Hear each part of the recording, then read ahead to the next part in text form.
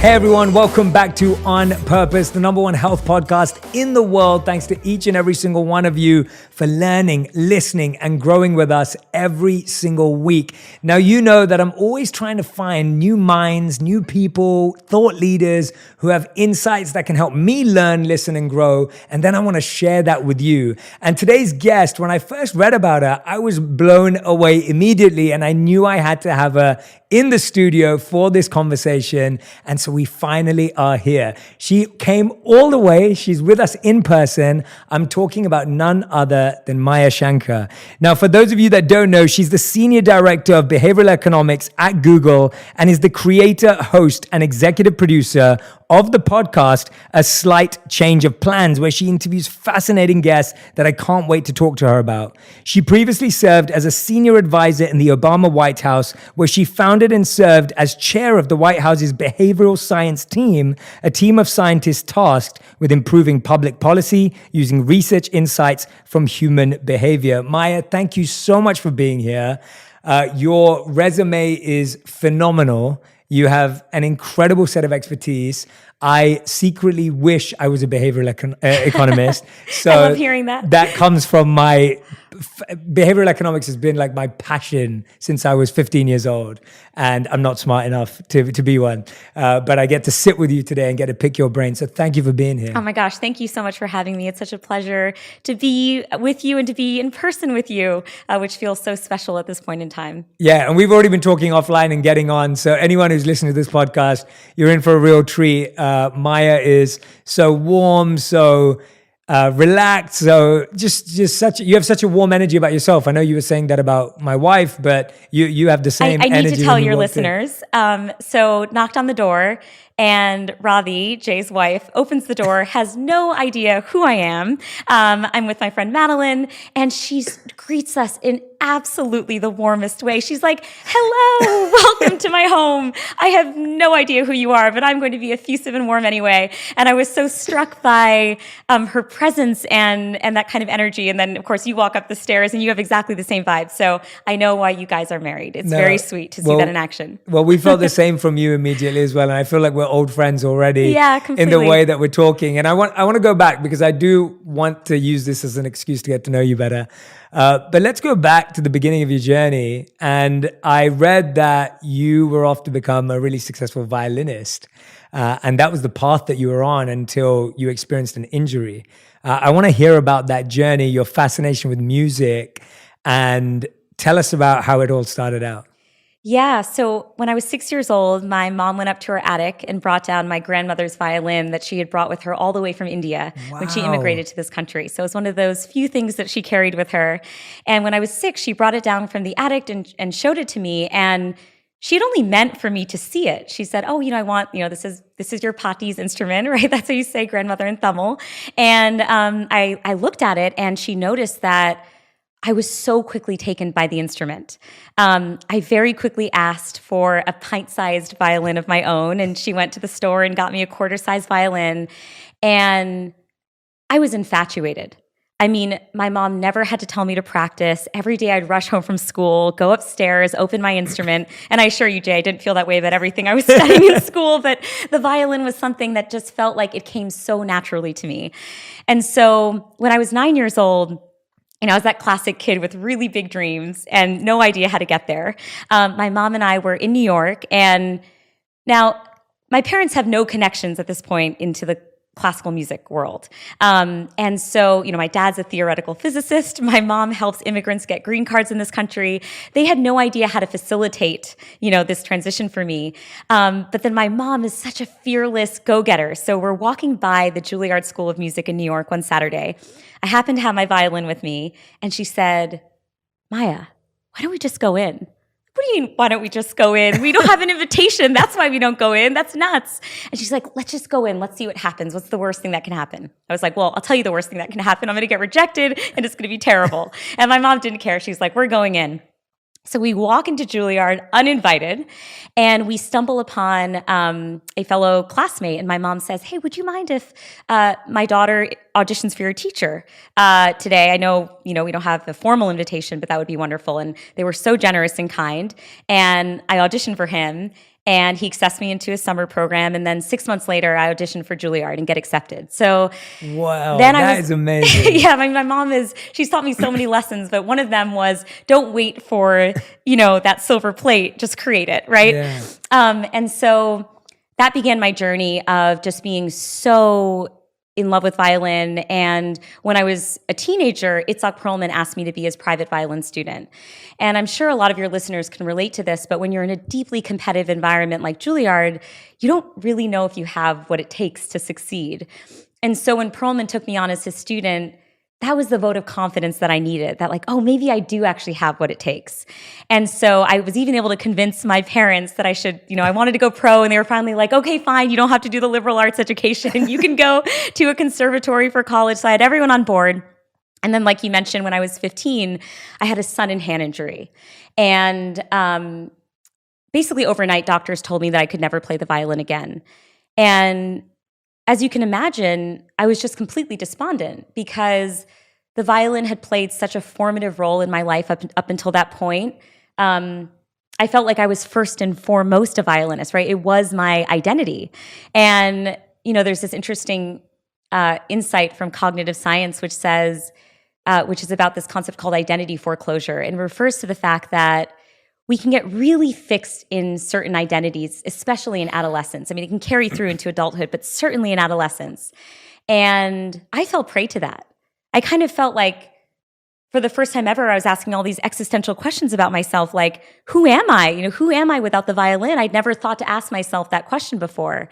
And in many ways, being forced to pivot at that moment in my life has given me a much more malleable sense of self, a much more malleable identity. And I think that's served me well as I've, endured life's twists and turns. Yeah, wow. I mean, I can't imagine what it feels like to be that age and be told you can't play an instrument again. And, something that you built up such a close relationship with over 9 years. I mean, tell us about what you were feeling. How did it affect your confidence? Because I'm guessing at that time as well, when your identity is wrapped up in being a performer or being a violinist, and you have this incredible mentor, and then that's taken away. What did that feel like? And, what did that kind of push you towards? What changed about you at that point? Yeah, it's a fantastic question. I resisted it for a while. I was the impatient teenager that was like, I'm going to get through this. Damn those doctors. I don't care what they say. Well, actually, those doctors were super right. And I needed to just have listened to them from the beginning. But I think what it taught me was something very important, which was it was much more stable and sturdy for me to attach my identity not to a specific thing, but to the traits of that thing that lit me up. And so when I dug deeper, I realized, my child brain thought, well, I love the violin. I love the instrument. I love the way it feels. I love the sounds it produces. But actually, Jay, the thing that really got me ticking is the fact that my instrument allowed me to forge a close emotional connection with people almost effortlessly. So imagine I'm a kid, right? 9 years old. I go onto a stage. There's thousands of people in the audience that I've never met before. They've never met me. And within moments, I'm allowing them to feel something they've never felt before, right? We have some sort of emotional intimacy and bond that's forming between us just because of the music that I'm playing. And I realized, well, that's what I'm actually passionate about. It's human connection. I mean, that's probably why I responded so much to your warmth, right? Because that's genuinely what makes me tick in life, is connecting with other human beings, trying to understand what motivates them, what pains them, what brings them joy. And I feel like that led me down this path to studying the human mind in all of its intricacies, right? The science behind the human mind. And in many ways, it led me to this new podcast I've been creating, A Slight Change of Plans, where I have this license now to go into a room and interview people like Hillary Clinton and Tiffany Haddish and others and say, hey, Hillary, apropos of nothing, what is your biggest insecurity? What's the hardest moment of your life? You can cut through all the pleasantries and just really dig deep. And I think when I look over the course of my life, that is the common thread. It's this deep desire to emotionally connect with those around me. And I've just tried to find that in other pursuits. And for those listening, I feel like if you're going through a hard time where you're being forced to pivot, try to identify what features or traits of things that you like, and then try to engage in an exploration to figure out where else they might exist in other domains. Yeah, I'm so glad you raised that point. I think that's so powerful. Like we get so obsessed with activities and identity shaped around activities. And it's not about activities. It's about the aspects, the subtle things, the role you get to play, the relationship you have with that thing that makes a difference. I often say to people, like people think like your purpose is to be a speaker or your purpose is to be a podcaster. And it's like, well, none of those are a purpose. They are vehicles and they are platforms and they're modes of sharing a message, but the purpose is the reason why you do it and your intention and what you put into it. And I think we all get so lost with like, well, what's the activity that I want to do? Exactly. So I love how you broke that down and simplified that. But you also gave me a few good questions to ask you now based on what you've been asking other people. So I'm going to be using them on you. I was going in that direction. I wanted to know, since then, what do you think is the most difficult experience you've personally gone through since then? So that was obviously a big thing at 15, 16. What since then has been probably the biggest personal challenge that you feel you've been faced with? Yeah, I mean, in many ways, it's hard to identify a discrete moment. I think the biggest challenge one faces is growing into themselves. And I think for me, if I were to summarize the biggest challenge in my own life, it is the acceptance of certain parts of my personality that I wish were different, that I just need to be okay with, and to manage in life in spite of those things, right? Give me an example. I'm incredibly impatient. I want everything to have happened yesterday. And that impatience can have lots of negative. I mean, my mom would always say when I was a kid that she's like, before I know it, you were running across the street. You wouldn't wait for like the light to turn. She's like, I was always terrified something was going to happen to you. So I've always seen my impatience as being a negative thing. But then I think about the parts of my life in which that impatience has really served me well. So a good example of this is, so quick backstory. So as I mentioned to you, I discovered cognitive science and I ended up becoming an academic. So I did my PhD, I did my postdoc in cognitive neuroscience. And I remember there was this moment, I was at Stanford at the time. So I was in the basement of an fMRI laboratory and I was scanning this guy's brain. I'd probably been in this windowless room in the basement for about 5 hours at this point. So he comes in and within moments I'm peering into his brain and I'm thinking to myself, given my personality, I feel like the order of operations is a little off here. Like, I don't know whether this guy has kids. I don't know what he's passionate about. I don't know if he has children. I don't know what his favorite ice cream flavor is. These are important questions, Jay. I don't know anything about him. And yet I'm peering into his brain, which feels really intimate. So I remember thinking to myself, I'm too social for this. Like, I need to pivot in some way. And I didn't know what to do because what does a postdoc in cognitive neuroscience do other than become an academic, become a professor? So I ended up talking with my undergraduate mentor, who I know you know, Laurie Santos. Oh, I didn't realize that. Yeah. So she was my freshman. I love Laurie. I did not know that. I don't know how I missed that. Yeah, she's one of my closest friends. I love Laurie. Has been an incredible mentor to me ever since freshman year of college. Amazing. I can share the story how we met at some point later. But anyway, I call her up and I'm saying to her, Laurie, so the thing I've been doing for the last 10 years, I'm kind of in like a JK moment where I no longer want to be doing this, but what the hell do I do next? Should I try to become a general management consultant? Like, I don't understand what I can do. So she tells me, Maya, there's this incredible work happening in the White House right now where they are using insights from our field, from the science of decision making, and it is changing people's lives. So for example, they are changing the default settings in this school lunch program that helps low-income kids eat lunch every day. And instead of it being an opt-in program, they're making it an opt-out program so that all eligible kids are automatically enrolled without the need for a burdensome application or the stigma associated with signing up your kids for a public benefits program. And now parents only need to take a step if they want to actively unenroll their kids from the program.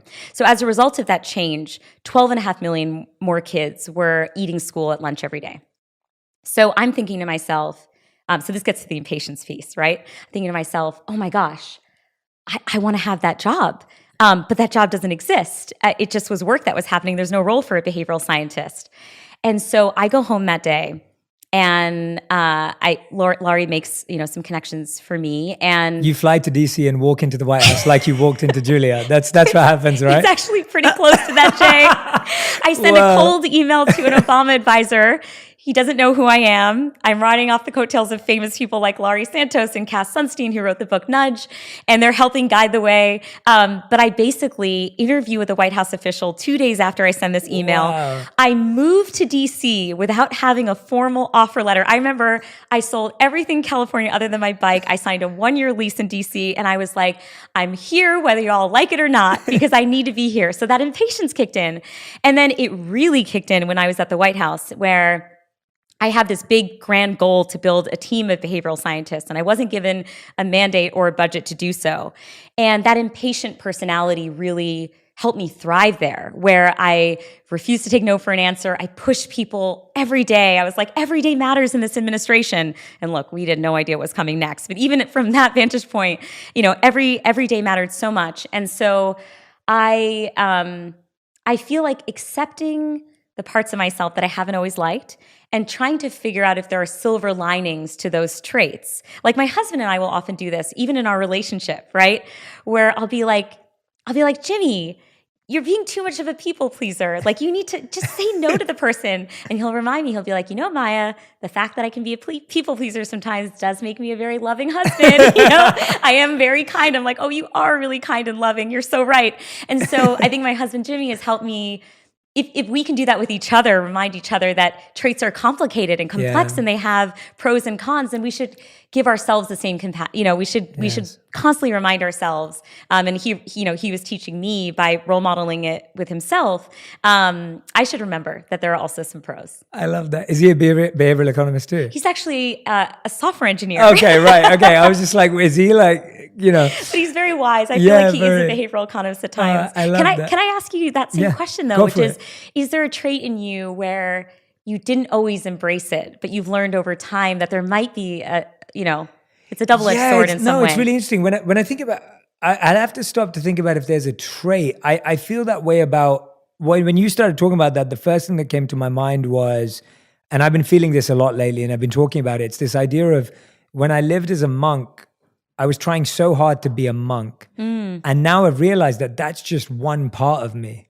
I love being a messenger through media. I love being a thinker. I love being a content creator. I love being so much more than that. Yeah. And that's such a big part of my identity. It still is a massive part of my life. It's the foundation of who I am, but it's not all of me. Mm-hmm. I'm an entrepreneur. I'm a married man, and I love being married, and I love being an entrepreneur, and I love strategy and marketing, and I love all these things, which you wouldn't think a monk likes all those things. And so it took me a lot of time to kind of unravel what that identity was, where I saw myself for such a long part of my life, or such a deep part of my life as a monk. And now to realize that's a part of me and not all of me. Yeah. And I think so I'm trying to think of a trait to give you a more specific answer. I think I've always been pretty self-assured. And so I think I've turned stuff probably earlier than people would. And that's my illusion or delusion, and I'm okay with that. But I'd say that intensity, I always talk about intensity as one of my traits. I'm a very intense person. If I'm focused, I'm very laser focused. And that causes a lot of issues because I can have tunnel vision. I can be completely dedicated and obsessed with something and not care about everything else for that time. But I've also realized that's what helps me learn and grow quicker and accelerate and move forward.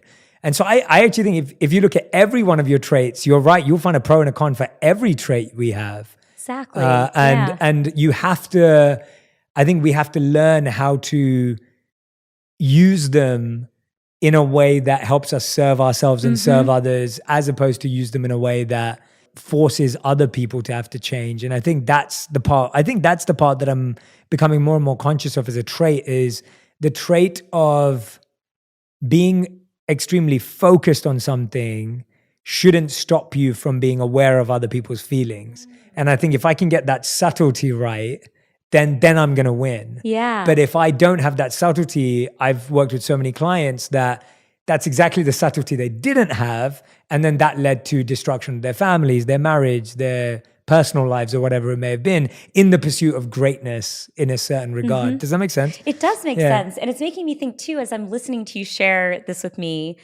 I think, well, of course you should embrace that, Jay. That's what makes you so special and unique and rare.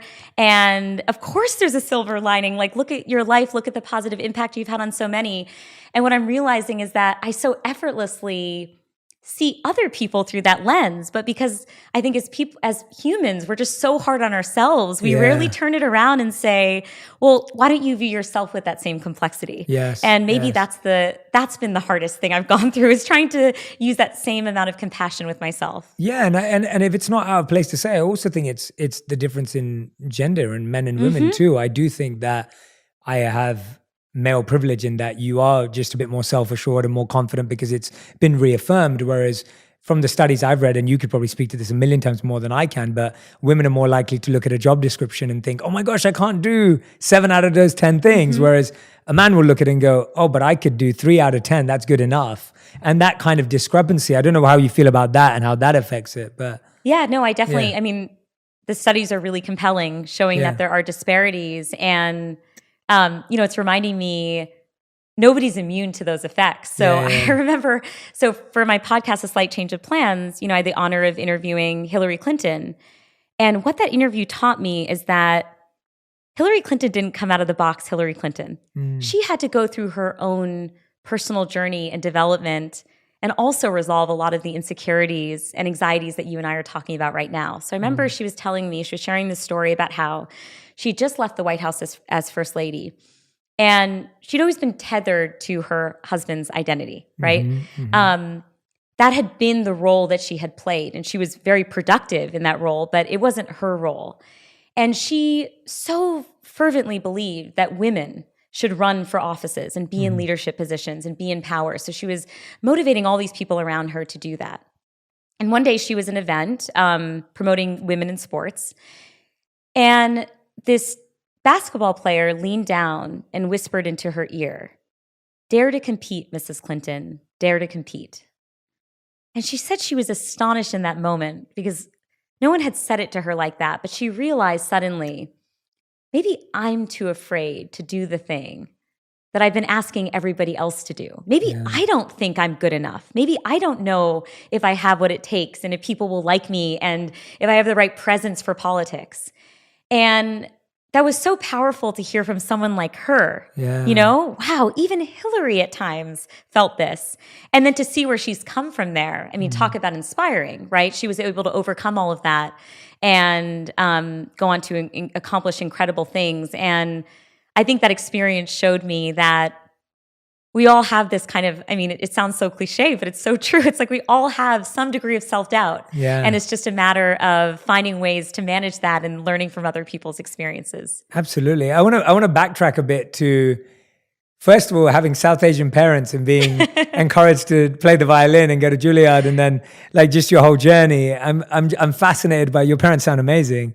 They're wonderful. Tell us a bit about what it was like. Like, what did you feel that other children in the South Asian diaspora were encouraged in the same direction? Did you feel like an anomaly? I want to hear about how you felt on that journey because it's very unique. Yeah, I mean, I'm not sure whether other South Asian kids were following that journey at that time. Did you have a lot of South Asian kids at school? Because I grew up, I was going to say I grew up in a primarily Caucasian hometown, and we were one of the few families of color anywhere. How did that feel? Tell me a bit about that, because I think that the South Asian experience in England is very different than the South Asian experience in the US. So I'm intrigued. I think I was so eager to assimilate. Everything from, I have like textured hair. And I remember going to a birthday party and all the girls with the smooth, shiny hair got like the pretty scrunchies. And I was given a headband. I was like the one girl that didn't get, I mean, clearly I'm over this, Jay. It's not like I still remember it at age 35. I know, and I'm laughing. That's the worst. No, totally. But it's like these small things.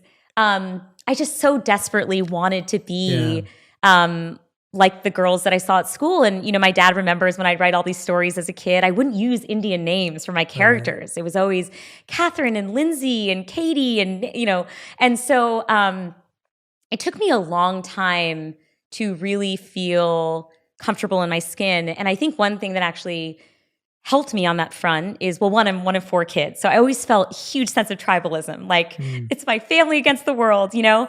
And my parents were always deeply proud of being Indian. And I loved that. I mean, especially looking back, you know, it's like, my mom is a brilliant chef. She made us amazing meals. At the time, I was like, we should just get pizza. And now I'm like, oh my God, I had gourmet food in my home growing up. Yeah. How could I not have appreciated it? So they were fiercely proud of being Indian. And while I rejected it as a child, I think I grew into it. And then, you know, now I'm fiercely proud to be Indian. And it's funny, one of the jobs that I had right before grad school was working at Sesame Street. And I worked on the Indian version of the show. No way! And wow. yeah, there's an Indian version. And what I love about Sesame Street, Jay, a lot of people don't know this, I love Sesame Street, is that it changes young children's minds in ways that families can embrace. So, for example, this was back in the day. I don't know how the show's evolved, but in the South African version, the main Muppet character is HIV positive. She's always taking her medications on time. It's reducing the stigma around HIV. Wow.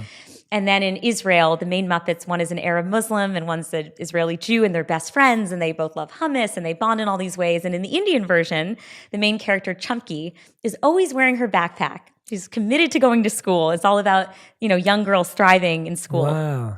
And so what I did was I worked to domesticate the Indian version of the show so that families in the United States could have it, so that young kids growing up could feel the sense of pride that I wish I had felt as a youngster, but only came later. So that they could grow up hearing languages like Hindi in their homes and grow up seeing young kids, young Muppets, eating Indian food, eating with their hands, you know? And so... yeah, I mean, it was a very interesting experience for my parents to come here. And, you know, my older 3 siblings got a lot of exposure to Tamil, our mother tongue. By the time I came around, you know, they were like, oh, I think the kids should just assimilate. You know, like, no, we were all just figuring this out for ourselves. But I did spend my graduate years in England. I did my DPhil. And it did feel like the South Asian experience was very different there. So I don't know if anything I've shared resonates or doesn't resonate with your experience. Yeah, no, I think a lot of it does actually. Like the idea of, I think in your early years to kind of be embarrassed or shy or unconfident about your Indian experience. So like when my mom would make me an Indian lunch to take to school, like I would eat it in the corner and hope that no one could smell it or whatever. And now I feel the same way as you do. My mom made amazing food, and you know, you're right. We had gourmet meals at home, and I was when you were saying that, all I was thinking was dosa, and I'm a massive fan. And so I was, you know, but the idea of just like starting to understand the value of that culture and then sharing it out. But I love what you were sharing about Sesame Street. I had no idea. So I wish I had that to watch too. I didn't have any of that to watch when I was growing up. So I can imagine the impact of that. Tell us about, you know, you've been studying human behavior. That's your fascination. It's your deep passion. You've done it at the highest levels and are doing it at the highest levels. What's something that you've learned through that about human behavior that scares you about humans? Like what's something that's kind of like difficult or uncomfortable as a researcher to come across, and then you're trying to figure out or reconcile how to hopefully aid it or cure it or help? That's a fascinating question. I've never been asked that before. And it's such an important one to ask because we have to be honest about the human condition and human nature. I think the scariest thing, given the state of the research right now, is that while it can be easy to inspire behavior change in people, it is incredibly hard for people to change their minds. And I think as a culture, as a society, we are experiencing this in spades right now in a time when things feel incredibly divided and divisive. And, you know, we can't even have a normal Thanksgiving dinner anymore, right? It's tragic. What I've learned is that, you know, we know that people can disagree even on empirical matters, right? Like, is climate change real? Or is the coronavirus real? Or does gun control reform actually reduce gun deaths? And it's tempting for people who have a more empirical mind to think, oh, well, I'll just give them more facts. This is just the result of an information gap, right? I can easily fill the gap just by showing them the data, showing them the evidence. But we know from research that this is missing a huge part of the puzzle. And the piece that's missing is people do not generate their attitudes and beliefs just based on facts. They generate their attitudes and beliefs about the world in part based on their membership to different groups and the values those groups hold. And so there's this really interesting study. It's actually from the 50s, and it involved controversial referee calls during a football game. And they had people who were fans of opposing teams watch this footage of these controversial calls. And even though they were watching exactly the same footage, their assessments of these calls vary considerably based on their group membership, based on their team loyalty. Wow. So those people who were fans of one team tended to feel like the unfair calls were in their direction and vice versa, right? And what's astonishing to me about that research, and the reason I mention it, is it's not like these folks are consciously aware. Oh, I know that I'm not able to be biased. I know that I'm seeing a warped version of reality. Of course not. This is their reality. And it shows how potent these group memberships are, that they can actually affect people's perception of reality. And so what that means in practice is that when it comes to bridging divides, we need to use different techniques than just throwing information at people. Yes. One of my favorite findings from behavioral economics, to your point about whether we can ameliorate some of these concerns, comes from a domain called moral reframing. And it's research that shows that it's much more effective to hold people's values as fixed and present an argument or present a position in ways that affirm those values rather than threaten them. So for example, if you are trying to convince a conservative to care more about the environment, you might frame it as caring about the environment means preserving our nature's beauty, our natural beauty, right? It is patriotic to care about the environment. If you're talking with a liberal, you might focus on the fact that investing in climate change reform can actually help elevate those with socioeconomically underprivileged status, right? It can help them thrive. And so in both cases, it's the same policy objective. You're trying to get people to care about the climate, but you are taking into account what their existing value systems are. So that they don't feel that in agreeing with you, they're threatening their tribal membership. And that helps me build a lot of empathy for people right now, because let's take the coronavirus, right? It's so easy to think, it's just a mask, is just a damn piece of cloth. Like, just wear one already. I promise you it'll make you safe. But when you look at it through the lens of psychology, through cognitive science, you realize wearing a mask for a person can carry huge symbolic significance. And it could potentially threaten the relationships in their life that they hold most sacred.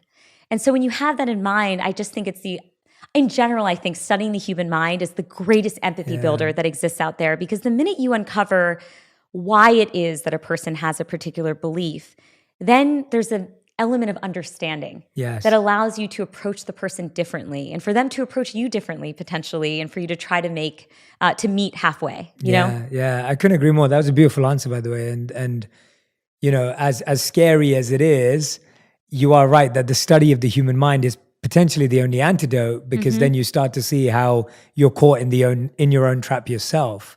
And I think that's the hardest part. As you're saying with those fans, they couldn't see that they were being really biased, or, you know, that they were getting lost on one side because of their affiliation. And they just couldn't see that. And not being able to see that, not being able to step back and be an observer and take the home jersey off, take the away jersey off, and just be the referee yourself. And that's almost like we need referee vision. Like, you need to be able to see the game as hopefully an unbiased referee would, to be able to truly make the right calls. Sorry, go on. I completely agree with that. And I also think the wonderful thing about being in my field is that it is serving up solutions and is giving us tactics that we can use in our day-to-day life when we converse with those we disagree with. So I was talking about this with Adam Grant, who I had on my podcast recently. Adam. I love Adam, huge fan. He's wonderful.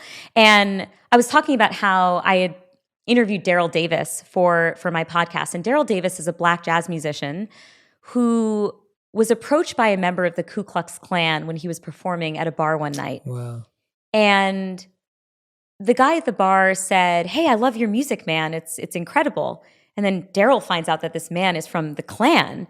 And he starts to ask himself a series of questions like, how is it that these people can hate me without even knowing me? And so he ends up pivoting in his life, talk about a slight change of plans, and ends up inspiring hundreds of people to leave white supremacy groups. And it's an astonishing story of how someone who has every card stacked against them, even in terms of personal safety, having these conversations, conducting these interviews with members of the Klan, could find a way to penetrate their minds and ultimately get them to make one of the greatest leaps we can see in terms of mindset change, which is going from believing in absolute vitriol to turning their backs on the Klan. Yeah. And what I loved about my interview with him, Jay, is that so much of what he was sharing is corroborated by the science. So we know when it comes to changing people's minds, certain tactics are very effective. You want to show genuine curiosity for why that person has their beliefs. You want to increase your question to statement ratio. So you're asking them, well, how did you arrive, at this belief in the first place? And what evidence would, in theory, change your mind? What would you have to learn in order to think differently about this? And one reason I love that question is that it presupposes that they ought to be willing to change their mind in the face of evidence, which is not something we can always take for granted. And then there's other techniques like you try to affirm that you're not questioning their morals. You're not questioning their values or their humanity over the course of the conversation. You're just simply trying to understand why it is that they believe in something. And then I think the most powerful one, and this is something Daryl shared with me, is he doesn't like to say that he changed people's minds. He likes to say that he inspired them to change their own minds. And the science there corroborates that beautiful, poignant statement, which is you want to recruit their own sense of agency. You want to make them feel that it was them who decided to change their minds. You arm them with new perspectives, with information, with your own personal story, but let them wrestle with all that. And then the sturdiness of a mindset change that a person themselves inspires is far greater than trying to impose a set of beliefs on someone. Yeah, I couldn't agree more. I often find that when we're presenting something to someone and they're not taking up to it, we think it's because of their weakness, when often it's our weakness in the presentation, right? It's like if something's not been clearly articulated or presented to someone or in a way they can digest it, they may not remember it and they may not understand it, but the responsibility of that falls so much more on those of us that feel we know and are sharing this new way or alternative path. Yeah. And I found that so much so in the work I do when I'm working with people on, which effectively is changing their behavior. And very early on, a lot of people would ask me, like, don't you get frustrated when someone doesn't start meditating after you've been telling them about meditation, whatever it may be? And I'm just like, I don't, because I know how long it took me to start meditating. So it's safe to tell you now that I don't meditate, even though I know I should. Totally That's fine. awesome, because I know you're going to be empathetic. Yeah, no, exactly. Because it's just, first of all, I know how long it took me. Second of all, I know how hard it is. And I've seen this research on people's minds, and I haven't done it, but I've seen it and read it. And I can also just recognize that I still haven't said something that lets the penny drop for them, right? Like I there's somewhere where I need to go. And usually what I found is it's not what I say or even what I do, it's an experience they need to have. Yeah. And that's kind of the question I've always been asking is what experience has this person not had yet that will help them change their mind? Because if they have that experience, then that's theirs. Kind of what you're saying, like then that's theirs to keep. Yeah. But if their experience is only through what I tell them, then that's not their experience, it's my experience. And so for me, it's always been about creating and facilitating experiences and experiments for people to help them get their own research and data and their own conclusion, rather than saying or doing anything. And so I'm always fascinated by how you can use experiments and experiences to help people have a newfound solution that they didn't even comprehend before. Yeah, I love the way that you just said it. That's my experience, not theirs. And it reminds me, one of the women that I interviewed for A Slight Change of Plans, her name is Megan Phelps Roper, and she grew up in the Westboro Baptist Church. I don't know if you're familiar with this church, but it is the Southern Poverty Law Center, I think refers to them as the most rabid hate group in America. So they are homophobic, anti-Semitic. Basically, they hate everybody who's not a member of the church. And they do abhorrent things like show up at gay military funerals. They wanted to protest the Sandy Hook shooting. I mean, it's horrible. And Megan grew up in this church. Her grandfather was the founder. And she was absolutely indoctrinated. I mean, she was steeped in the ideology from a very, very young age, and she grew up to become one of their most ardent, vocal advocates for the church. And people ended up engaging with her on Twitter, actually, in this very compassionate way that you and I have been talking about, where they tried to just help her understand that maybe there were a few holes here and there. That's how the very slow process. And they would reaffirm her humanity. And they would just point out some inconsistencies, like the moral reframing stuff that I was saying. But they wouldn't say, Megan, what you believe is batshit crazy. They would say, actually there's a few issues here and there. And what she says, so she ended up leaving the church in her mid-20s, which meant leaving her family behind and leaving basically everything she ever believed to be true behind. And I asked her this question, right? I said, how do you think about your family, right? And the fact that they haven't left. Like, what gives you hope? How do you think about your former self, And she said, I don't try to detach myself from my former self, even though I disagree 1,000,000% with what that former self was like, because I can then feel close to the person that I was. And the person that I was someone who was persuaded by absolutely terrible ideas, and then one day saw the light. And that gives me hope that if my family experiences the same thing that I experienced, if people treat them in exactly the way they treated me, maybe there's hope for them too. So it's exactly what you just described, where she knows, I'm not able to just tell them that this is wrong, but I'm hopeful because I saw that journey in myself. I am a convert. And so I believe that if I can just set up the right environments for them to get that kind of exposure, they could potentially leave too. Yeah, it's that idea of like, people don't have a remote control that has the fast forward button on life. So you can't see the future implications of your current action. Yeah. And you can see it around you, but it never feels you. It never feels like it's about you. And so the reason why it resonates so strongly with me is because, and we spoke about this a bit earlier before offline, but I was someone who experimented with a lot of drugs when I was young, but I never got addicted, obsessed, or never really got into doing something for a long period of time. And the only reason why that happened is I met one of my friend's aunts who was an addict, and I saw her have a fit in front of me. And it was such a traumatic experience where we thought she was going to die, and she didn't, thankfully. We called the ambulance and everything else. But it was such a traumatic live event of seeing someone who was an addict to a particular substance to then go through that in front of us as young men. And for me to go, okay, I'm never messing around with this stuff ever again. Wow. And it was like an experience. And it's the same way I think about what you were saying earlier, that facts don't work. Like, we know every cigarette pack has the label, and it's never worked. That doesn't stop people. But when someone loses someone in their life, or when someone hears about someone getting an unfortunate diagnosis because of one of their habits, it starts to change their mind. Tell me about something that we talked about, traits that you've started to see both sides of. Do you think that works for everything, or have there been certain behavioral changes you've made in your life that you felt just had to be transformations for you? So I think for me, exercise has been the thing that I really had to introduce behavioral changes around, because I almost don't do it for fitness reasons, Jay. I do it for my mind. And it is so powerful for my mind. Like the days that I work out versus the days that I don't feel totally different to me. And I've actually used some behavioral change insights to motivate me to exercise. So I'll share one of those with you. Yeah. It's an insight that was generated by my friend, Katie Milkman, who's a professor who studies change. And it's called temptation bundling. And the logic behind this is to pair up an undesirable activity with a desirable activity. And you're only allowed to do the desirable activity if it accompanies the undesirable one. Wow. So one of my favorite things in life is to discover a new pop song, okay? I'm into all of it, like of course Taylor Swift. I guess Casey Musgraves isn't pop. She's someone I interviewed for my podcast, and I love her music, but she's genre defying. Yeah.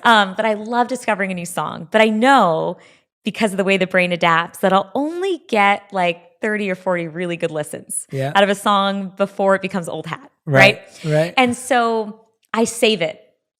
I only listen to these songs when I'm on the treadmill or I'm lifting weights or I'm on the elliptical. And my poor husband, because he'll be like, oh my gosh, we're cooking dinner. Let's play the new Casey Musgraves album. And I'm like, we do not play recreationally, okay? It needs to be saved for these sacred moments when I'm working out. And so it's been wonderful to even though I study change for a living, even though I'm a behavioral economist, I fall prey to all the same human biases that we all fall prey to, of course. And so I'm using these strategies every single day in my life to try to optimize and reach some of these longer term goals. I love that one. So wait, is there research that actually says you're only going to get 30 to 40 plays out of a song? Is there research that goes along? No, this is just the Maya formula. I have no idea what it is for you, Jay. I think given your monk days, you're probably closer to like 100 because you'll see dimensions of the song that I can't possibly appreciate given your depth and my relative superficiality. But for me, it's about 30 and then I'm done. That's amazing. That is such that's brilliant. I love that. That is the most interesting, unique piece of advice that I think, that's going to help so many people. I can imagine everyone now talking to their partner or their friend today going, I turn that song off right now. Like I'm only using it for those painful moments in life. That's genius. I love that. And that's a Maya Shankar original special. I love that. It's brilliant. Tell us a bit about what you're doing on a day-to-day basis. I find you have this role at Google and you're studying human behavior on a day-to-day basis. I find there's two questions here. The first question is, tell me what you do on a day-to-day basis. What's fascinating about it? Because I have no idea what you do on a day-to-day basis. The more interesting question for you probably will be the second one, which is, what is an area that you think behavioral economists haven't really uncovered or understood yet? Because so when I've read books about behavioral science or behavioral economists, it's been about the relationship between money and human behavior, the relationships between everything from lying and stealing in human behavior through to, about the different character traits or the idea of giving and service in human behavior. But I'm wondering, what's an area that you're fascinated to uncover and you think we're just scratching the surface on, we don't actually know a lot about?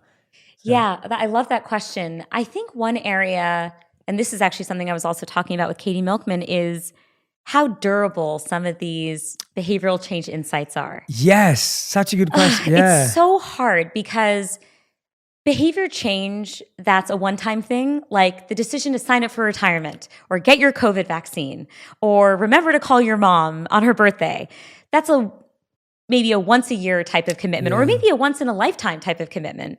And then you're done. Mm-hmm. And from a public policy perspective, we become excellent at this. So I remember when I was working in the Obama White House, I was able to work on a lot of these nudges where you shift just one thing and then the person's life potentially is changed forever. So I talked to you about the school lunch program, right? You make that one change and now millions of kids are getting lunch at school every day. Or I worked with military service members in order to help them get enrolled in retirement savings plans. And again, that's like a one-time decision, and then they're done. The ones that are much harder are the day-to-day behaviors, where we have to build these habits over time and sustain those habits over time.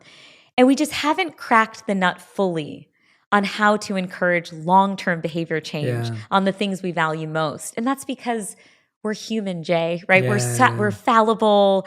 We fall prey to temptation left and right. I mean, it's just very, very hard to be a highly disciplined person, right? That's probably one of the reasons why you recommend to everyone that they meditate, because that can help with sustained behavior change. But it would be wonderful to see additional innovations within that space. Yeah, I love hearing you say that, because I found that, at least through my own mechanisms and work, I've kind of found like a trifecta that gets closest. And the challenge is that a lot of behavioral change, as you said, is not around anything that is consistent. Mm-hmm. And so for the three levers that I found that, at least in my work, that really do help people are coaching, consistency, and community that have a massive impact on people. And we built a program 3 years ago now that was centered around these three areas. And through our research and studies, we've been able to see how people have become happier, more successful, more financially free through the program. Yeah. And of course, we're dealing with thousands of people, not millions of people in that program. But it's phenomenal to see how those three things together, coaching, consistency, and community, are so powerful. Like coaching gives you that insight and advice. Consistency is the one I think is ignored in everything. It's like you said, you do that one nudge And that doesn't create a cascading, life-changing effect. And so that consistency of weekly check-ins, and then finally the community aspect of having a group of people that you're doing it with has been so powerful. But yeah, tell me what you're doing on a day-to-day basis and what you're discovering and learning. I think the consistency piece that you just mentioned is really interesting. And there's one potentially powerful antidote for this that comes out of behavioral economics research, and that's called the fresh start effect. And it's the idea that when we have these really big life changes, these big milestones, like we move to another town, or we buy a home for the first time, or we get married, or we have kids, or we take a new job, those moments in time can serve as breaks from our past and all the habits that we used to have. In many ways, we can take on a new identity in this new role. And what research shows is that people are far more effective at introducing a new kind of consistency or sustained behavior change when their surroundings are physically different. They don't have some of the same cues and reminders every day that might inspire them to, eat the chocolate cake versus the fruit salad. And their commute to work is different. So now maybe they're going to walk versus take their car. And so I do believe in the power of fresh starts. And you don't necessarily have to wait for a major milestone. Sundays can serve as fresh starts. Like certainly January 1st can serve as a fresh start. Every Monday is a fresh start for me. I'm one of those people that's me too. There's just too many damn I'm just Mondays. waiting for a new day.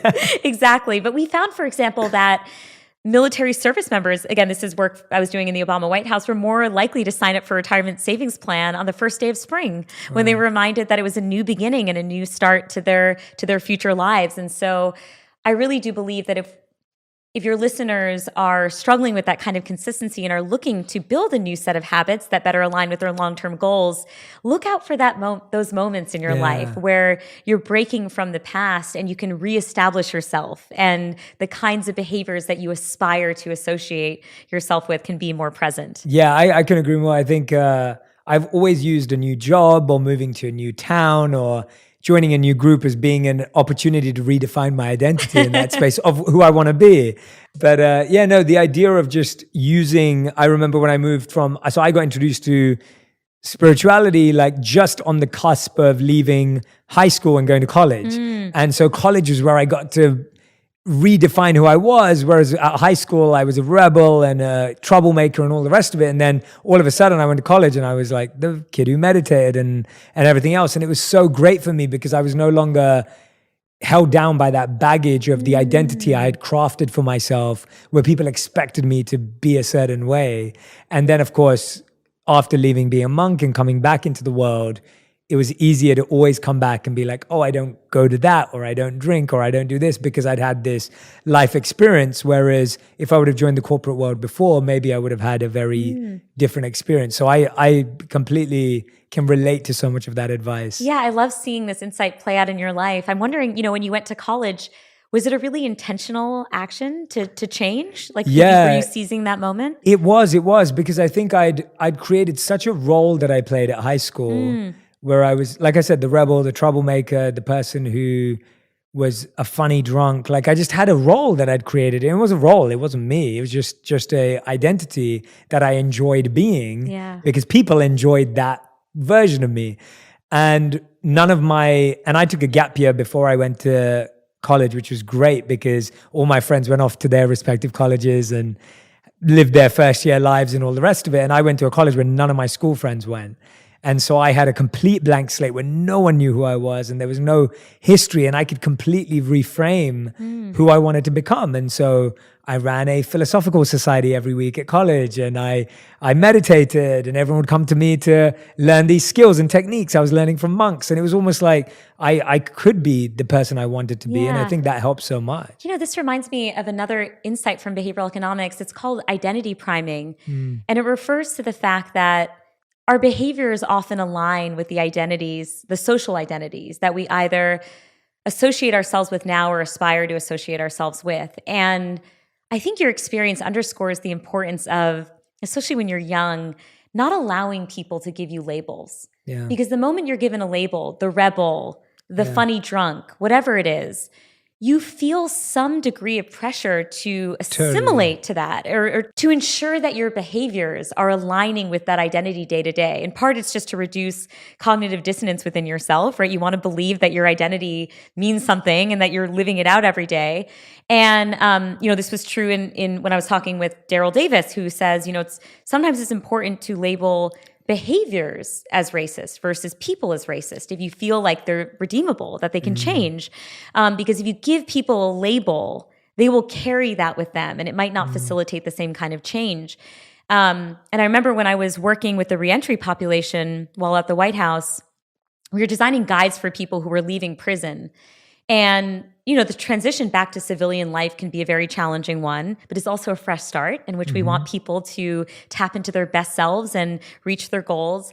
And we were very careful in this guidebook, this transition book, to not refer to people as former convicts or ex-convicts or ex-prisoners. Instead, we made sure that the labels we were using were community members, job seekers. Those kinds of labels are forward-looking, can allow people to use those identities. So yeah, it's just your personal experience transitioning from high school to college allows me to see how important it is that we don't let others label us, and we also don't label ourselves. Yeah. And I love that how simple, even when you were describing that, just hearing those words changes how you view that person, even for the new people that are going to get to meet them. And I think so many of us are carrying around old labels and old baggage and old identities that we don't want to be anymore. I think I meet so many people who are like, Jay, I don't want to be this person anymore, but all my friends think I'm this person. And so I love the idea of, at least starting to test who we want to be in new phases of our life and new places of our life. You've mentioned the podcast throughout the conversation with these amazing conversations that you're having. Yeah. Tell me about why you decided to start a podcast and why you called it A Slight Change of Plans. Because I love the title, but I want to know the reason for why you did that. Yeah. I think it was in part inspired by my personal experience with change, losing the violin at a young age and asking myself all these existential questions about identity. It's in part inspired by my role as a cognitive scientist, right? Someone who studies the mind. And I was eager to marry, these two, the narrative storytelling part of my life with the cognitive science part of my life. But the catalyst for this happened in 2020. And I was feeling really overwhelmed by the pace of change that was happening around me. And I know everybody was. It was this collective moment in the world where we all so acutely felt a loss of control. We realized how much of an illusion control is. And it was easy to feel intimidated. That would be the best word I could use to describe my state of mind. As someone who loves planning and likes knowing how things are going to end out, and then also seeing all the tragedy around me and the racial upheaval, like it was just a very, very hard time. And then I tried to put on my cognitive science hat, and what I realized is, while the specifics of what 2020 threw our way was absolutely unprecedented, our human ability to navigate change is not. In many ways, our minds are built for change. And that's really important for us to recognize because as a human civilization, we've done this rodeo many times before, this change thing. But there's no textbook out there with answers. It's not like in the throes of a huge life change, you can go to your textbook and open it up to page 90 and be like, yes, here's the path that I should take. And so I thought to myself, why don't I try to find people who have been through extraordinary change in their lives, right? People like Tiffany Haddish and Hillary Clinton and Casey Musgraves and Tommy Caldwell, and then just a bunch of people I've either heard about or met in my personal life, and hear their reflections and try to mine their stories for insights and lessons that we as listeners can take back into our own lives that might help us think differently about change in our own lives. And it has been an absolute joy to make this podcast. I mean, I've never felt more closely aligned with something given who I am. Remember I told you about the basement of that fMRI lab? The podcast is the opposite. That is actually the thing that I've fallen in love with it. And I think the reason is that you can meet people with two very similar sounding stories, but how they define their change moment will be radically different. The lessons that they learn will be radically different. And so I feel like, talk about eating a slice of humble pie. I have been so humbled doing this podcast because my guests have taught me so much about change that I never would have appreciated absent listening to their stories. And it's been wonderful to go on this expedition with them about how it is people have navigated some of the toughest changes that you can imagine in life. Yeah, no, absolutely. Living or not living, who'd be someone that you are fascinated about the amount of changes in their life or those transitions in their life? I mean, there's always Oprah, but that's the obvious one. You know, what's interesting, Jay, is that when you meet someone, you don't always appreciate the full depth of their life story. So I'll give you one example. One of the people that I interviewed for this podcast, his name is Scott. He's just a friend and colleague of my husband's. I'd had dinner with him once back in 2019, and he is a self-proclaimed health nut. So he sounds like you and Radhi now, right? So he's vegan, he does intermittent fasting, he does high-intensity interval training, he adds turmeric and chia seeds to like his food whenever possible. Now, look, we're both Indian, so we know that turmeric is a delicate spice. You do not pour it on anything. Totally. This guy is adding turmeric to his food. So if it's in a book somewhere saying that something's healthy, he's done it. And then in 2020, Scott got a stage 4 bone cancer diagnosis. And within weeks, he had to get his right leg amputated. He had to pack up his bags, move to MD Anderson in Texas, do 18 administrations of chemotherapy. He also had to get a vertebra removed from his spine, and I think his tibia was removed from his other leg. Scott's worst nightmare came true. He had literally spent his entire adult life trying to avoid this outcome. Wow. Now I talked to him, and I'm interviewing him for this podcast, and he's telling me he's in the throes of it all when I'm interviewing him. He actually just finished up his treatment yesterday. He says to me, you know, Maya, my worst nightmare came true, but I'm sitting here in my backyard sipping a cup of coffee, and I'm realizing the emotional thermostat has prevailed. I am more or less as happy as I was before the diagnosis. Mm-hmm. Sure, the bad moments are worse. I'll give you that. Nausea is intense. The pain is terrible. I have moments of fear, but the good moments are just as good. And he said, if I had known that I would respond this way psychologically, I would never have been as fearful of cancer as I had been in the first place. Mm. That's so stirring to me. And those are the kinds of insights that I carry with me, you know, because they give me hope and they make me understand just how resilient we are as people. Not everybody has Scott's story. You know, I'm not sure I would respond in that way, but he didn't think that he would respond in that way. Mm. And so I love it when a guy I just had dinner once, you know, I can have this kind of conversation with, and he teaches me, he gives me so much wisdom. Yeah. And another thing he shared with me is he said, you know, I put so much emphasis, my identity was so intricately entwined with my fitness up until this point. Like, I was smart, fit Scott. Like, those are the two labels, you know? He's like a Harvard grad and all that stuff. And he said, this whole experience is allowing me to see that maybe these traits that I saw as so core to my identity are more negotiable than I thought. He used the word negotiable. And I love that. He goes, yeah, maybe I can't do a handstand, but like, I'm still Scott at the end of the day. And the final lesson that I learned, well, I learned so many lessons. One of the final lessons I learned from Scott's interview was he said, you know, I would be ashamed if my body deteriorated and my personality also got worse. So I'm going to use this to become a better person. Yeah. And to me, that was a testament to the fact that, and this is a trait I see across all my guests, is we are natural storytellers in our hearts. You know, no matter what your spiritual or non-spiritual beliefs, it is just human nature to try to find meaning and silver linings in adversity and change, to almost justify the randomness of it all.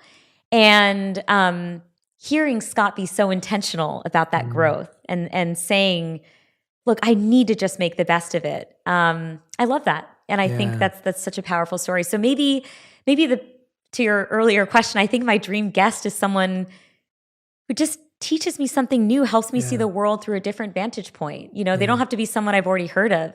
I just love seeing the world through different lenses. Yeah, absolutely. I think that's a beautiful answer. And I'm so glad you shared that journey. I just, on Saturday, I got the news that my best friend, who was almost like my brother, who was a monk, he just passed away after suffering with colon cancer for 4 years, but it had spread far beyond his colon. It was everywhere. I'm so sorry to hear and that. so he I don't know how many cycles of chemo he had, like 30 or something like that. And it was just every time they'd feel it's gone away, it had gone somewhere else.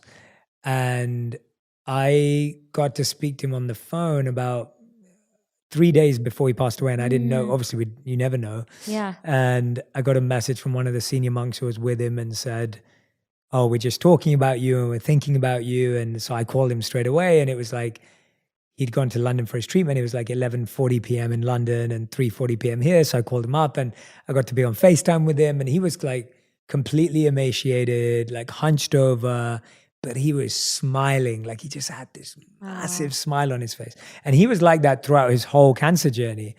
And I could tell that this was the worst I'd ever seen him, because up until every time I'd seen him, because he was taking treatment, he looked normal, as in not normal, that's the wrong word, but he looked his usual self. This was the first time I'd seen him completely, emaciated and in bed. And he was just smiling away, and we were joking around, and we were both telling each other stories and memories, and he'd lost his voice, so he could only like really whisper. And the senior monk knows us both, so he was kind of helping speak for him and translate for him and add for him. And it was just remarkable to me to see someone at the end of their life be so blissful. Yeah. And all I could see was bliss. That when I spoke at his memorial yesterday, it was the most blissful memorial I was on Zoom, of course, everyone was there in person in England, but it was the most blissful memorial I've ever been to, because that was him. Yeah. And that's, from what you're saying about Scott, it sounds like a very similar energy of how to deal with this. And, while he was at cancer, he was leading charity initiatives to raise funds for cancer, raise awareness for cancer. He was organizing meditation retreats for cancer patients that were struggling with him so that they could all grow together, because that's what he was doing. So he was extending his practices out to them. Yeah. And he just lived with so much purpose in the last 4 years and so much service in the last 4 years. And yeah, that kind of mind is just unbelievable and phenomenal. Like you said, he's not famous. He doesn't have followers. No one knows who he is. Yeah. He's not having impacts on millions of people's lives, but everyone who knew him would say that he changed their life. Yeah, what an honor to have been his best friend. Yeah, wow. I was very lucky to, he was kind enough to be my best bud for a few years. But anyway, when you're talking about Scott, I love that answer, because I think it's so true that there are just so many people in the world who are going through enormously difficult things. And hearing their stories gives us so much faith. Yeah, and in part, I almost see my responsibility as uncovering the hidden stories. There's one interview I did just recently. It was with a guy named Morgan. He was assigned female at birth, and he went through hormone therapy to align his body with his true gender identity, which is male. And for a while, Morgan is feeling intoxicated by the joy and liberation that comes from being freed from his female body. He's a Black man, and he said his joy was punctured when he was confronted with the harsh reality of what it means to be a Black man in society. And his first confrontation with this was literally being pulled over by the police in his grandmother's driveway. Wow. And it's an incredibly insightful, thought-provoking set of reflections from Morgan, because not only does he share what it means to have gone through this transition and embrace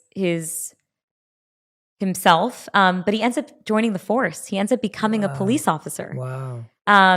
And with the goal to reform it. And again, those are the kinds of stories that I live for, you know? And I want to hear them, because I feel like, we talked earlier about how being a cognitive scientist to me is like the greatest empathy builder. Yeah. Well, if you marry the science with storytelling, it's an unbeatable combo in terms of empathy building and just understanding the full range of human experience. And I guess you can probably see it in my face. People can't see it, but I just am obsessed with having these interviews, because I do feel like every single one I learn it's not even that I learn something new. I learn a new way of interpreting the world around me. It's a perspective shift. Yeah. And that's, I'm sure you find that when you interview different people, is it changes the perspective with which you look at the world. And that's an incredible gift to be given. Yeah. And it's totally unpredictable. Like when we started this conversation, I felt different to when I first read about you. And it's different to when now we're coming to the end of our conversation. It's like, we can have so many perceptions about someone and what we expect to learn from them. Yeah. And I can honestly say that sitting with you for the past hour, this has been a totally unexpected conversation in a good way. And I'm like, I think that's the power of getting to listen to stories and listening to people and getting to meet people that you'd never meet before or otherwise, because I think we're so good at, and I guess that's where behavioral science is so interesting, because we do have to box people to make sense of stuff, but then we need to unbox them to actually make sense of them. Like it's a weird paradox, right? Like we almost put people into categories so that we can make decisions, but then we need to get them out of those to really deeply understand them. And so, I wasn't expecting that our conversation would go down the journey that it has, but that's what's so beautiful about it. Yeah. And so, I want to thank you for, doing your podcast. For those of you who haven't listened to it, go and check out A Slight Change of Plans. It's beautiful to hear these stories that you've even been sharing with us on the podcast. And I can't wait for my audience to actually go and listen to some of these conversations. I know I'm going to do that, because it sounds like you're just speaking to some people who, and in a way that, is going to be really insightful for people's change and growth, but also for their heart. And I think that's what I love. What I love about you from the little time that we've spent together is that it feels like you bring a lot of heart to science. And that's rare. Like it's very rare. I feel like you're bringing your heart into how to help people change how they think. And so, storytelling is one thing, but heartful storytelling is even a deeper step. So thank you for doing that. That's so kind and generous of you to say, and such a compliment too. I mean it. Because my hope is that I really can marry, science and humanity, I guess, right? I mean, they're obviously really interconnected, but that has been my goal with A Slight Change of Plans, and it's kind of been my goal living. It's like, how do I bring my heart to as many things as I possibly can? So it was such a pleasure to get to talk with you, Jay. I'm such a huge fan of your show, and I'm just so grateful for the opportunity. So thank you. No. Well, thank you, Maya. Well, we're not done yet. We end every interview the final 5. Oh, awesome! So this is the fast 5 round, where every question has to be answered in one word or one sentence maximum. A sentence, I believe, or at least I've made this up, is 7 words maximum. So I don't know if that's real or not, but 7 to 10 words maximum. So this is your fast 5, Maya. Okay. Your first question is, what is the best advice you've ever received? Find amazing mentors. Great. I love that. That's a good one. And you shared so many wonderful examples of mentors that you've had in your life. And, absolutely. And the amazing impact they've had on you. I'm gonna destroy my rules here, but it's important to do that. Yeah. How do people find good mentors? Teach us that, because I have my own thoughts on this, and I share that a lot with my audience, but I'd love to hear your perspective on how people can find good mentors. Yeah, it's a good question. I've never done it intentionally. I've always slipped into the mentee role almost without realizing it. But my mentors have played a profound role in my life. And the way that it happened, in case this is helpful to folks, is I'm always searching for people that I admire and whose life I would love to lead. Yeah. And who bring that kind of heart to things, because that's something that speaks to me personally, for me, Maya, right? And then when I find those people, like Laurie Santos, I cling to them. I say, oh, Laurie, in addition to you mentoring me, can I work in your lab? Can we get coffee? Can you actually be my lifelong friend? And I think as I've gotten older, one way to do that more effectively is I've just always, everyone has different philosophies on this, but I've always blurred the line between colleague and friend. Yeah. And it's irresistible for me. I can't not bring that really personal side of myself to my work, no matter what it is that I'm working on. It's funny, there was a quick anecdote, just from my time in Obama's White House. So the government had just shut down, and there were all these ethics rules about the fact that we couldn't hang out in our quote professional capacity. We could only hang out in our personal capacity because otherwise we'd be violating federal rules. But we were just planning. We were all very friendly and we just wanted to hang out as friends. So I was joking with folks. I was like, I can't wait for all of you guys to see me in my personal capacity. And one of my friends, Bess, is like, oh, Maya, you're exactly the same. Yeah. And then another one of my friends goes, we're still waiting to see Maya in her professional capacity. So I think that says everything, which is I blur that line. And I think what ends up happening is I just like naturally end up becoming friends with the people I admire. Yeah. And then I find that they have been just wonderful mentors. Yeah. But it's always been, I know this might be unsatisfying for listeners to be like, oh, why did it have to be an organic process for you, Maya? I want the 1, 2, 3 checklist. No. I think that's kind of the only way for it to feel genuine. You really want to be friends with them because you're genuinely curious about the way they think and the way that they live. Yeah, I love that. And I love that that's your authentic, genuine way that it's happened. That's beautiful. I think one of the most amazing things for me is that I genuinely believe you can be mentored by people you've never met. And so I've spent my life studying the lives, the words, the teachings of so many people that I admire that are no longer alive, and simply sitting with their biographies and their autobiographies and listening to every interview and watching every TV show they went on or whatever they did, just looking at the records of their life. There's often times where I'll sit there and be like, well, what would that person do? There is an answer. It's somewhere there. And I've loved that because I would have loved to have been mentored by Martin Luther King or Steve Jobs or some of these people that I never got to meet. And I can be mentored by the people that met them, or I can be mentored by them through their own lives if I study them deeply enough. And of course, I agree with you that I'd say any mentors that I've had in reality have not been calculated decisions. I agree with you. It's always been very natural. So I love that. You actually reminded me of something. I'm totally going off here, but anyway, your fast five has changed. You reminded me of something. You asked me that question about what trait has changed, and you said something there that actually triggered something. You said asking people to be my lifelong friend. So I've always been very much wore my heart on my sleeve kind of person. I've always been that way because my mom raised me that way, and I always was honest with people. And often often when you're like that as a teenager, it's not a strength. It's seen as a weakness, like you're weird or you're strange or you're needy or you're desperate or whatever it may be. And I never let go of it because I realized I would rather say what I really want to say to someone and then let it be whatever the result is versus not tell them the truth and then realize we could have been best friends. And so till this day, I've got some of my closest friends in my life who, when I got to know them, the first thing I said to them was like, I really want to be friends with you. As a 30-year-old man. Oh my gosh, I love that. We're bonding. I do the same thing. I think it takes people aback, but I'm like, look, I may as well just be straightforward. You can say no. Totally. I do this all the time. And I'm so okay with someone saying no. And actually, I feel like I'm getting a much more honest take on like whether this is going anywhere. And now I'm not living in the woulda, coulda, shoulda, whatever. I'm living in, okay, well, it didn't work and that's cool. Yeah. And I'm so much more happier with that sense of closure. And now we're talking about relationships, but it's like, I'm so much happier with having honest, transparent conversations rather than this idea in my head so anyway, that was the trait I think that I've learned to really see as a strength and not see as a weakness. And, so I think I have something very similar, which is I used to see my openness maybe as weakness or something like that, because I am so open with the people in my life that I love,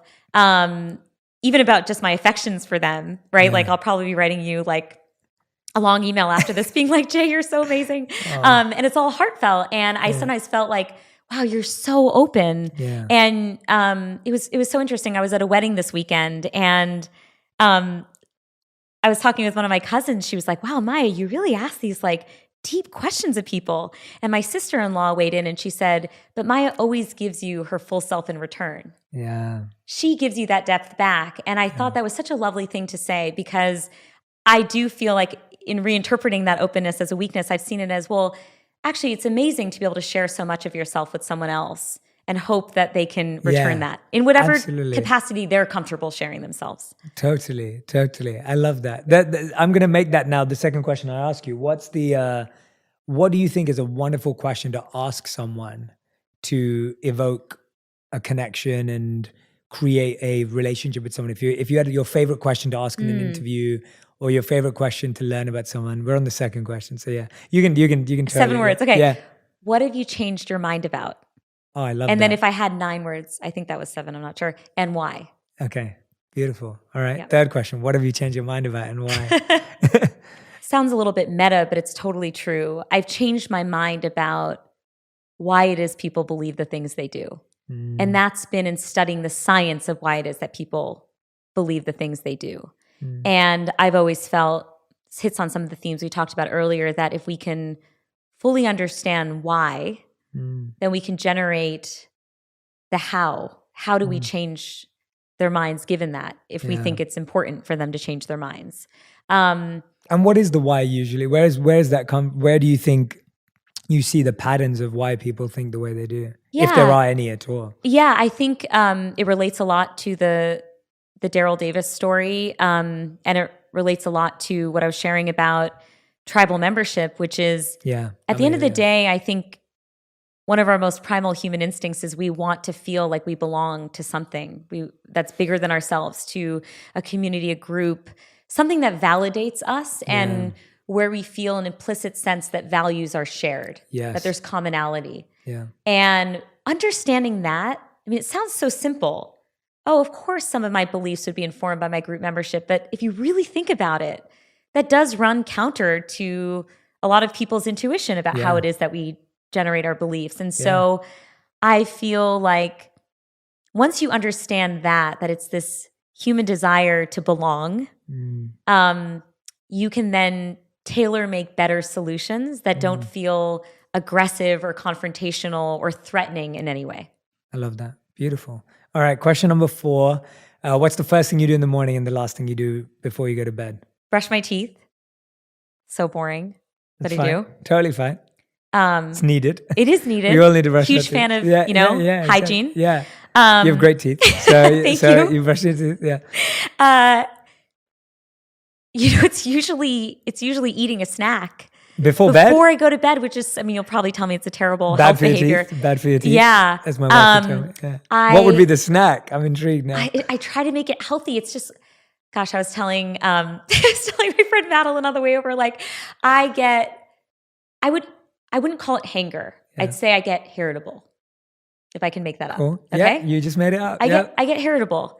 And no one likes me when I'm irritable. I don't like me when I'm irritable. So I just feel like I just need something to take a little bit of the hunger edge off. Yeah. So I'll have some sort of evening snack sometimes. Cool. I'm very irritable as well, and so is my wife, and we know when we're irritable for sure. So I like that one. I just need to eat a bigger dinner. That's the key. I know I'm not supposed to eat right before bedtime, but I definitely can't fall asleep when I'm hungry. That's very hard for me to do. That makes sense. Yeah. That definitely makes sense. All right, 5th and final question. And seeing as you worked in public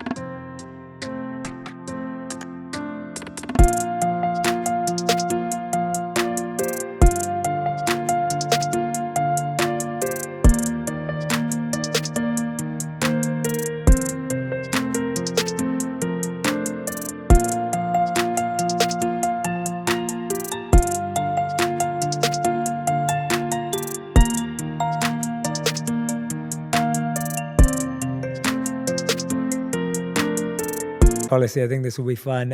If you could create one law that everyone in the world had to follow, what would it be? Smile at everyone you see on the street. That's beautiful. There is a lot of research showing how these small moments that strangers share can have profound impacts on well-being and happiness and a feeling of connectedness. And whether or not I'm having a good day, I make a self commitment to smile at everybody that I see when I'm just taking a walk, acknowledge them in some way or another. Yeah. And it's been hard with COVID and masks and whatnot, but those moments brighten my day. I hope they brighten the people that I'm smiling at. And yeah, I just think I think the world would be a much happier place if we could all find it within ourselves to just do that small thing.